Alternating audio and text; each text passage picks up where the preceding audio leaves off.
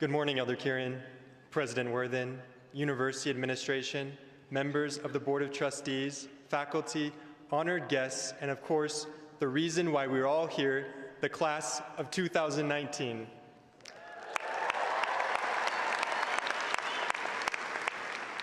First and foremost, I would like to congratulate you for your hard work and dedication. Every one of us has shown through wholehearted devotion to our learning and studies that we deserve to be sitting here right now. Many of us have spent more hours in the library than in our own homes, pulled more all-nighters than we'd like to admit, and if you're like me, lived off vending machine pretzels for 4 years. There is no other group more deserving to be here right now, and it is an honor to represent you. Without question, this is one of the most diverse groups of students to ever walk across this stage.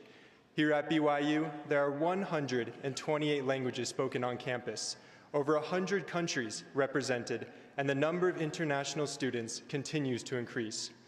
We come from a diversity of backgrounds, and each one of us testifies to the complexity of our world and the need for interdisciplinary thinkers.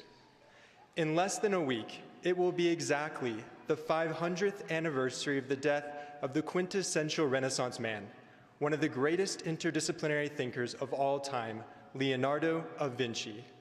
Born the illegitimate son of Ser Piero in the Italian city of Vinci, Leonardo da Vinci would go on to create the two most iconic paintings in history, the Mona Lisa and the Last Supper, and produce some of the earliest diagrams of human physiology in intoxicating detail.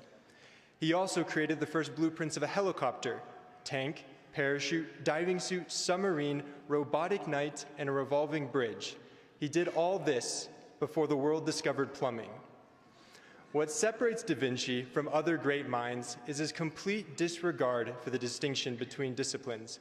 In his own words, "To develop a complete mind, study the science of art, study the art of science, realize that everything connects to everything else." When I was young, much like Da Vinci, I identified more as an artist than a scientist. I can remember sketching the intricate vasculature of plants and copying the textures of stones and feathers behind my childhood home. That might sound impressive for a kid, but to be honest, I mostly just drew Pokemon. I'm a far cry from the next Da Vinci, but as I've matured, my appreciation for his vision has grown. There is no aspect of my research that hasn't been affected by the arts.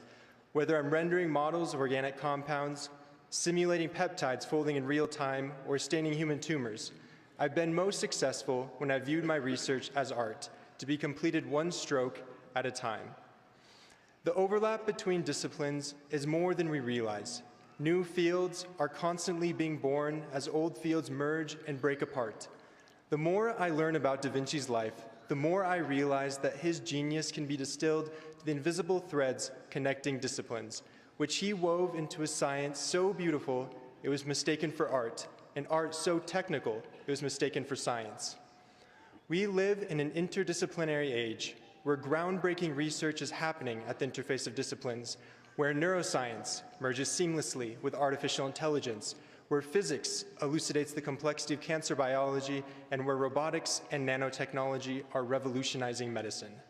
From the teachings of Brigham Young, we learn every discovery in science and art that is really true and useful to mankind has been given by direct revelation from God. It has been given with a view to prepare the way for the ultimate triumph of truth. Like Brigham Young, Leonardo da Vinci's ultimate allegiance wasn't to a single discipline, but rather to the triumph of truth. No individual or perspective is the owner of truth. Truth is as widespread and diverse as those who search for it. As university students, we are seekers of all truth, and our time at BYU only marks the beginning of that journey. There's a temptation to view a diploma as written permission to stop learning and ignore the fact that we receive in a ceremony called commencement, not concludement. For Da Vinci, learning was synonymous with living. As long as he was alive, he was searching for truth. Today, we are faced with an entirely new set of problems that require a new generation of Renaissance men and women. We will be the ones to create connections where there are once disconnects, build bridges where there are once chasms, and find understanding where there was once confusion.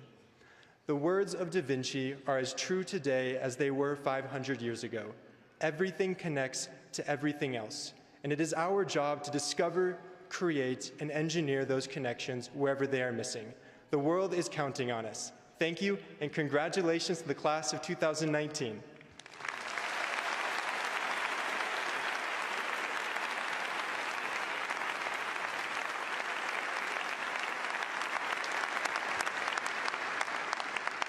Thank you.